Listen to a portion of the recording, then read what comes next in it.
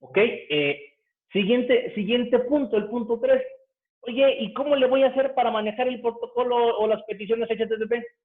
No te preocupes.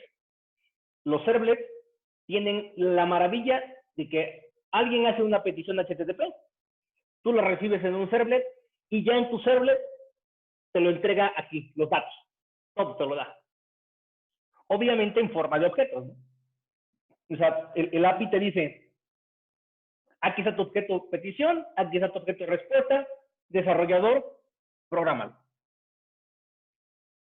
Y ahí viene una parte interesante que me acuerdo mucho de un profesor que tuve yo en la carrera de cálculo vectorial, que nos enseñaba el teorema del gradiente, la divergencia o el rotacional o una integral de un vector, lo que estuviéramos viendo en el tema, aplicaba el concepto del cálculo vectorial y decía, de aquí en adelante es cálculo. Ya mi chamba, decía él, ¿no? Ya mi chamba como profe de cálculo vectorial, aquí termina. De aquí para allá es cálculo normal o es álgebra, desarrollalo. Yo antes aplicaba en algunas ocasiones esa, pero vamos a ver la forma, con lo que ustedes me decían, que la mayoría no programa Java, de no decirles, pues hasta aquí terminó lo web, de aquí para allá ya es programación orientada a objetos y resuélvelo, ¿no? Vamos a ver cómo le podemos hacer para poder cubrir todo eso que les decía yo, está atrás de la interfaz web. Porque atrás de la interfaz web, les mostraba yo el otro día la cantidad de APIs que están en Java EE, son un montón, ¿no? Entonces, vamos a tratar de hacer cosas que pues, al final de cuentas les generen conocimiento. Y finalmente, ya el mismo API de Servlet ya nos da todo digerido, o sea, ya trae APIs implementadas para trabajar con los protocolos de red, ya me codifica las peticiones entrantes y también pues me da, ¿cómo decirlo? Pues nos da todo ese ambiente para tratar las peticiones concurrentes que les comentaba. ¿Hasta aquí alguna duda? No. ¿Qué quiero resaltar de todo lo que les comenté? Punto número 1. En una aplicación web basada en Java, solo voy a tener un proceso ejecutándose, que es la máquina virtual, el Java Runtime Environment, como se le llama hoy en día. Sobre ese JRE voy a tener encima trabajando al contenedor de servlet o voy a tener encima trabajando a mi application server. Y sobre esa capa se va a ejecutar mi aplicación. Y mi aplicación va a ser multihilo, es decir, concurrente. Esa aplicación ya tiene la capacidad de recibir las peticiones HTTP y de generar respuestas al protocolo. Punto. Es lo que quiero resumir de esta lámina. Como una evolución, no, perdón, viene aquí a un poquito de detalle, se me andaba olvidando. Si ustedes observan, aquí nosotros tenemos un cliente, un user agent. En mi diagrama lo que va a hacer el cliente es hacer peticiones. ¿A quién? Al contenedor de servlet. Que está enmarcado con este.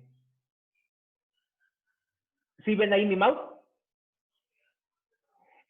Mi cliente hace peticiones a mi contenedor de servlet, que fíjense bien, el contenedor, ni siquiera es lo que yo he programado. Todavía, lo que yo voy a programar van a ser servlets, ninguna aplicación basada en servlets.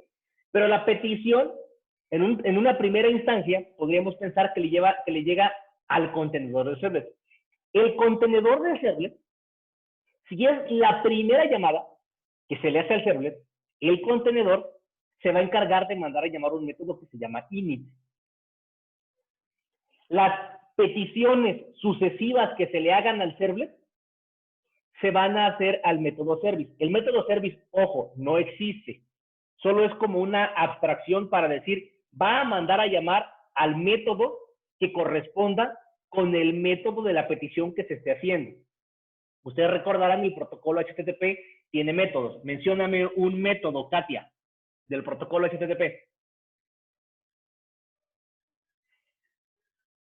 No te escucho.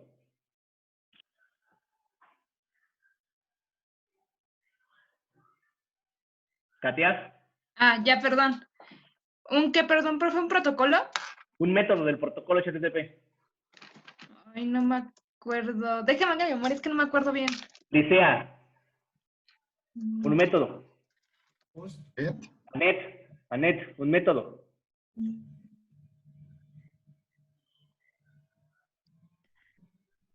¿Get? Brandon, un método. Request. No. Víctor Feria, un método. Post y get. A ver, ¿quién dijo eso? Método get, post y todo eso. Ok, Isaí. Los más comunes son get y post, pero recuerden, tengo el método delete, tengo el método trace, tengo el método update, tengo todos estos métodos que soporta el protocolo HTTP. Para cada uno de esos métodos en el protocolo HTTP va a haber una correspondencia en el servlet. Va a existir un método que si tú mandas a llamar el método get, el contenedor de servlet va a mandar a llamar al método que atienda a una petición con get. Al post, pues al que le corresponda, al update, al delete, al trace, bla, bla, bla, bla, bla, método get, etcétera. Para cada uno de esos métodos de mi protocolo va a haber un método correspondiente en mi servlet. Cuando el servlet llegue al final de su ciclo de vida, cuando llegue al final del ciclo de vida, se va a llamar solo una vez su método destroy. Repito, la primera llamada se manda a llamar al método init y el método init solo se manda a llamar una sola vez. Y el cliente no lo puede mandar a llamar, quien lo manda a llamar es el contenedor.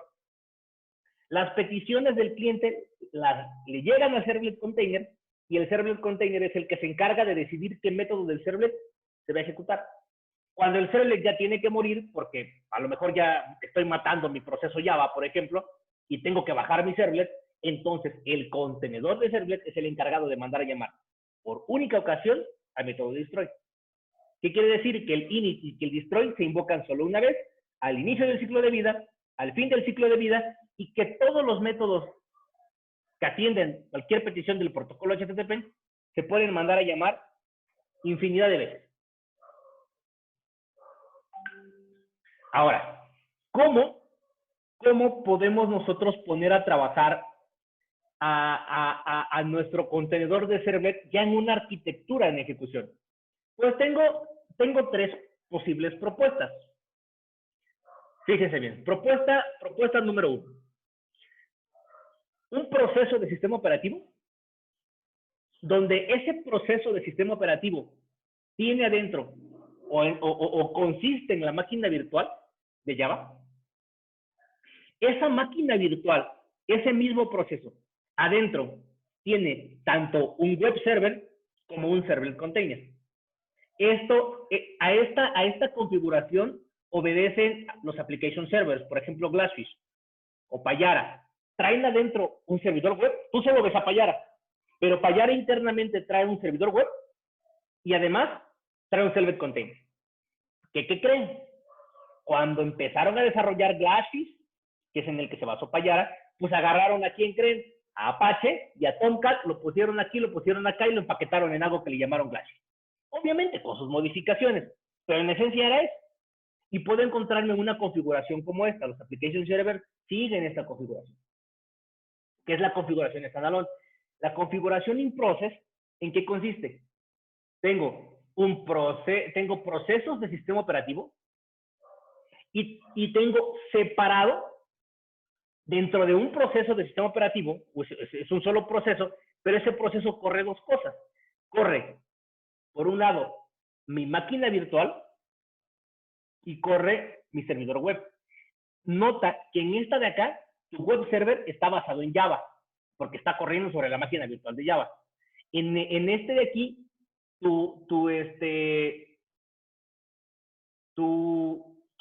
en la opción B, tu web server, al no estarse ejecutando sobre la máquina virtual de Java, nos da a entender o nos quiere decir que es un servidor web que no está basado en Java.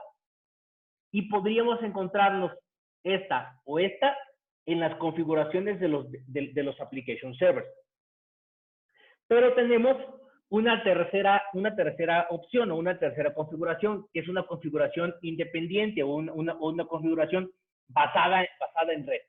¿Qué quiere decir? Que tengo dos procesos de sistema operativo separados, cada uno con su espacio de direcciones ejecutándose. Incluso deja abierta la posibilidad de que cada uno de los procesos o se ejecute en una misma máquina, es decir, en un mismo ambiente, en un mismo espacio de direcciones físicos que se ejecutan en la misma RAM, o que se ejecutan en máquinas diferentes. Este se ejecuta en una máquina A y ese se ejecuta en una máquina B. Eso lo puedo hacer en esta arquitectura.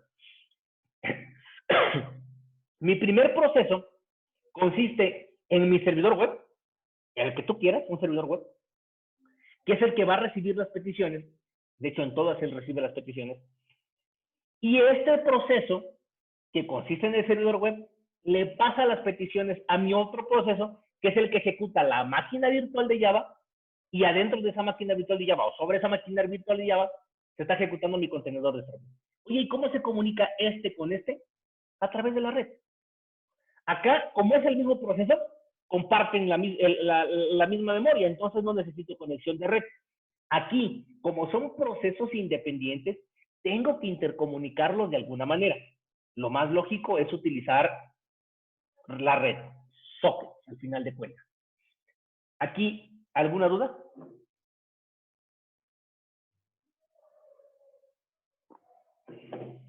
¿Chavos? No. Ok.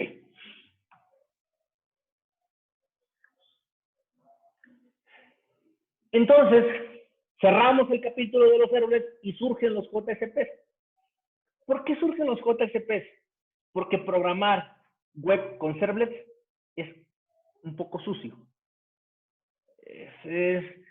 Las aplicaciones siguen siendo, aunque ya más mantenibles que con los CGIs, siguen siendo difíciles de mantener, siguen siendo muy tediosas, siguen siendo muy complicadas de desarrollar y siguen teniendo tiempos de desarrollo muy altos. Entonces, surgen los JSPs y a la par de que surgen los JSPs, poquito después, Microsoft lanza su tecnología a la que le llama ASP, o los Active Server Pages, que no son otra cosa más que una copia de lo que son los JSPs. Perdón.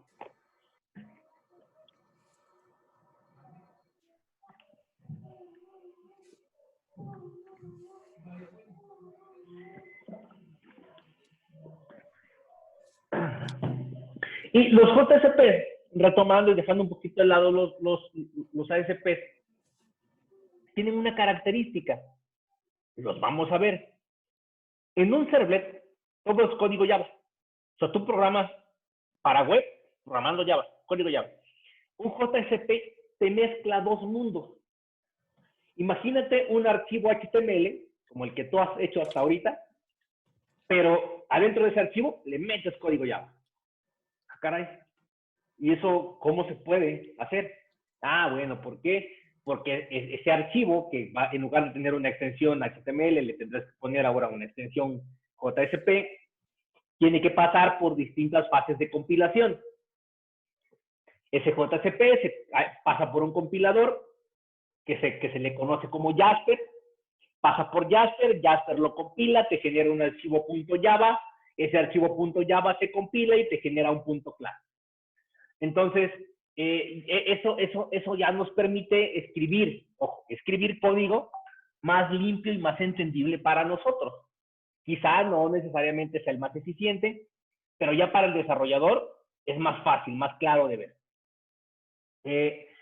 Pero además trae consigo algo que le vino a dar muchísimo realce a los JSPs, que son las taglibs. ¿Y qué son las taglibs? Las taglibs nos van a permitir factorizar cierta funcionalidad en etiquetas, así como tengo la etiqueta table de HTML, puedo tener una etiqueta que le llame table de una cierta taglist y que yo la hice y la configuré y la programé para que me generara cierto código. Entonces, eso vino a darle muchísimo realce. No voy a ahondar mucho en ello porque sí hay que me tengo que meter mucho detalle que en este momento no tiene mucho sentido. Y aquí es donde vuelve a aparecer Apache Tomcat. Entonces, Apache Tomcat incluye el servlet container que se llama Catalina, que ejecuta servlets y JSPs compilados, y además incluye también el compilador de JSPs. Ese compilador de JSPs se va a llamar Jasper. ¿Eso qué quiere decir? Que un JSP que ya está en un contenedor, yo voy y lo modifico, y ese archivo se compila al vuelo. No tengo que volver a compilar toda mi aplicación y volverla a deployar, no. Como el compilador está metido en el contenedor de servlets, cualquier cosa que yo le mueva a un JSP, al vuelo sin necesidad de redeployar mi aplicación, ese JSP se actualiza.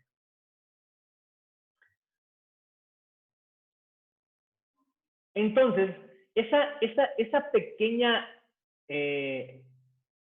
característica y el hecho de que Tomcat, además de darme las implementaciones que ya platicamos y por lo cual se le daba la denominación de contenedor de servlet, si a Tomcat le meto el compilador de JSP, o sea, Jasper, le meto a Tomcat, esa combinación hace que ahora yo pueda denominar a Tomcat de una forma diferente. Ya le pueda dar un apellido diferente. ¿Qué crees? Además, Tomcat, entonces, además de ser un servlet container, lo podemos catalogar como un web container. ¿Por qué? Porque le puse el compilador de JSP.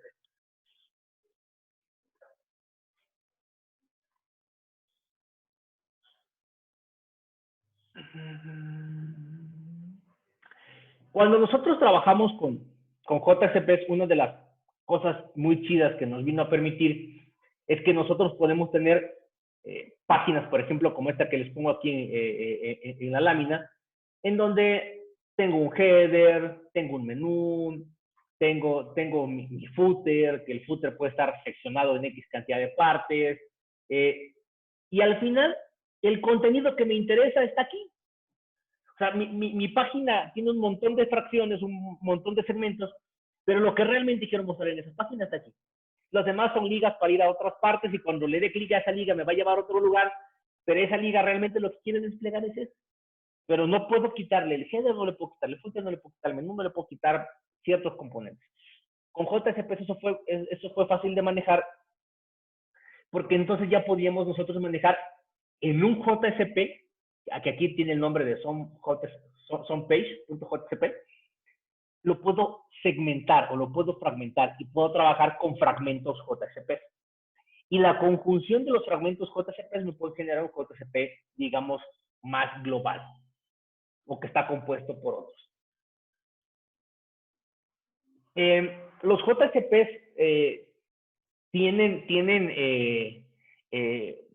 gran relevancia y mucha funcionalidad para nosotros los desarrolladores, porque los JSPs, para que pudiéramos hacer esa mezcla de código HTML con código Java, es porque a los JSPs se le dotaron de expresiones, se le dotaron de un lenguaje de marcado que nos permite poder identificar dónde tengo código Java, dónde tengo código HTML, y obviamente se enriquecieron los JSPs dándoles objetos que nos hacen la vida más fácil a los desarrolladores. Nos dan un mecanismo muy fácil para acceder a la sesión o para acceder a los diferentes scopes que vamos a tener disponible en una aplicación y que vamos a ir viendo poquito a poquito a lo largo del curso. Para no abrumarlos, resumo la parte de JSP, así como resumir los servlets. ¿Qué quiero que se queden de JSP? Es que los JSPs junto con las taglibs son la evolución de los servlets y que tuvieron como objetivo facilitar la escritura de código de las aplicaciones web con la finalidad de reducir los tiempos de desarrollo. Con un JSP lo que se busca es reducir la cantidad de código Java que tengo que escribir y que yo lo pueda mezclar el código Java en HTML para que la escritura de mi aplicación, porque al final de cuentas, lo que yo espero que me genere un servlet o un JSP es HTML. ¿Sale? Entonces, el siguiente paso en la evolución ya no solo fue utilizar JSPs y taglibs, sino es, oye, ¿cómo los acomodas de forma tal que tengas una arquitectura en tu aplicación? Y ahí es donde surge MVC. MVC es un patrón de diseño de comportamiento en donde, ¿por qué de comportamiento? Perdón, hago un paréntesis. Vamos a tener dentro del mundo de los patrones de diseño 3 tipos de patrones de diseño. Los patrones de diseño creacionales, los estructurales y los de comportamiento. Los creacionales me van a servir a mí para dictar las reglas de cómo se van a crear los objetos en una aplicación, no importa que sea web. Les decía, son soluciones probadas a problemas conocidos. ¿Cómo creo objetos? Creacionales. Estructurales. ¿Cómo va a estar estructurada una aplicación? ¿Sale? Por ejemplo, ahí entra un patrón de diseño que se conoce como bridge, puente, eso es estructural. Y finalmente, los de comportamiento. Los de comportamiento me van a definir cómo es que se comporta una aplicación, cuáles son los componentes que están conformando a la aplicación y cuáles son los roles que tienen cada componente en esta aplicación. MVC, como su nombre lo dice, es Model View Controller, es decir, modelo vista controlador. ¿Qué quiere decir? Que cada una de estas letras del nombre del patrón de diseño es un componente del patrón de diseño. ¿Qué es el modelo? El modelo es la lógica. Ahí voy a implementar la lógica de mi negocio, las reglas de mi negocio. Ese es el modelo. La vista es el componente en la arquitectura que me va a mí a permitir o que me va a generar la vista. Naturalmente, pues son los JCPs. El controlador es el que toma la decisión, una vez que hay una petición a la aplicación, es el que toma la decisión de qué parte del modelo se está queriendo invocar para que se ejecute y en función de eso se genere la vista. Aquí tengo una imagen que me ayuda a entenderlo. De un navegador se genera una petición, obviamente la recibe el servidor web se la pasa al web container, el web container tiene que pasar esa petición, ¿a quién creen? Al controlador. El controlador es el que tiene que decir, tú realmente quieres invocar tal parte de mi aplicación, entonces él selecciona qué parte del modelo se ejecuta el modelo y finalmente se genera una vista y esa vista es la que se le envía al cliente. Ojo, estas flechitas me ayudan a mí a entender cómo es que se da el comportamiento, más no el flujo dentro de MVC, porque hay interacción entre estos tres. No es que ya del controlador, si pasó al modelo, ya no regresa al controlador. No, eso no lo quiere decir. Simplemente es que mi petición llega al controlador, el controlador selecciona una parte del modelo, que es la que se va a ejecutar, y con base en esa se genera una vista y es la que se le manda al cliente. Pero también dependiendo de la implementación que nosotros hagamos de MVC o de la implementación que haga el framework que nosotros escojamos para programar MVC, es cómo se va a comportar mi aplicación. Naturalmente, el controlador es implementado con un servlet. Es decir, el servlet recibe la petición, es el que puede desempaquetar todo lo que le estás mandando en la petición. El servlet decide de todo tu modelo qué parte del modelo, aquí ya en esta imagen como que lo desmenuzan. Mira, hay una parte del modelo, otra parte del modelo, otra parte del modelo. ¿Qué parte del modelo es la que se va a ejecutar? Se le da la respuesta al controlador y el controlador, con base en lo que el modelo le responde, él selecciona la vista, se genera la vista, regresa al modelo y esa es la que se le manda al cliente. ¿Vale? Aquí sí ya habla un poquito de cómo es que se da esa interacción en MVC o en una implementación de MVC.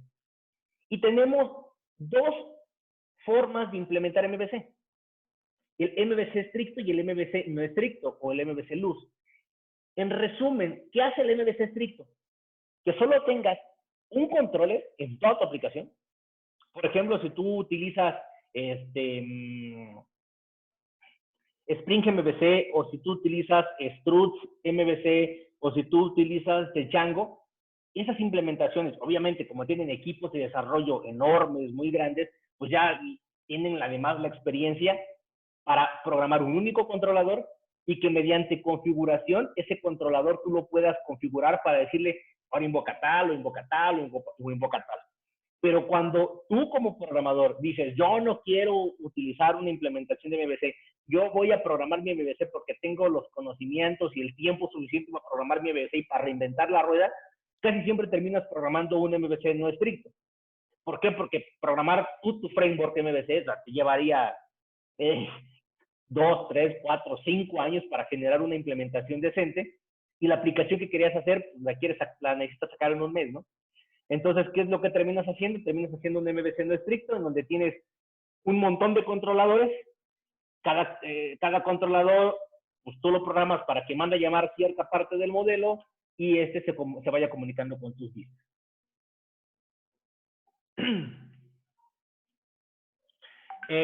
Hoy en día las aplicaciones web modernas se utilizan de forma correcta de la siguiente manera. Los servlets no generan código. O sea, recuerden, aquí y sí quiero ser muy enfático porque eso genera mucho conflicto al inicio. En una aplicación web, tu JSP, tu servlet, tu JSF o el nombre que le quieras poner, se ejecuta en el servidor. Y ese servlet, ese JSP, ese JSF, tiene una función nada más. Y esa función es generar código HTML. Oye, que va a traer JavaScript, CSS, bla, bla, bla. Sí, pero su chamba al final de cuentas va a ser generar código HTML y regresárselo al cliente. O algún archivo, PDF, Excel. Al final de cuentas, recuerden que tenemos los MIMEs o los content types, que también los vimos cuando utilizamos nuestro Postman. La chamba de ese componente web es generar código. Pero un servlet, ya bien utilizado, no debe generar código de ningún tipo. Lo debe utilizar para implementar lógica, no para generar contenido. Los JSPs los debe utilizar para generar contenido de presentación, es decir, lo que el usuario va a ver, ese código HTML, sí lo debo generar utilizando JSPs. Debo utilizar taglibs y JSP-EL o Expression Language para escribir mis JSPs, en lugar de escribir código Java dentro del archivo, que se puede, pero no se debe. Y debo utilizar un patrón de diseño o una implementación del patrón de diseño MVC, como Struts, como Java Server Faces, como Spring MVC, para separar de forma correcta la lógica del negocio de la presentación. Es una chamba de veras sencilla de hacer, pero complicada de seguir. O sea, hay una cantidad de programadores allá afuera que la conexión a la base de datos la meten en el JSP. Oye, pero el JSP tiene que generar código HTML. No vale madre, yo ahí puedo meter la conexión a la base de datos. Y si la puedo meter, ¿por qué no la meten? Oye, pero es que arquitecturalmente está mal. Y, bueno, los patrones de diseño nos ayudan a separar esa parte. Esto es vista, esto es negocio. Esa separación nos ayuda en demasía. Y a esto es a lo que se le conoce como las aplicaciones empresariales. Hasta aquí, ¿alguna duda? No. ¿No? Ok. Entonces, paso a la siguiente presentación. Hoy sí va a ser como muy teórico el asunto, pero ya la próxima clase ya nos toca programar.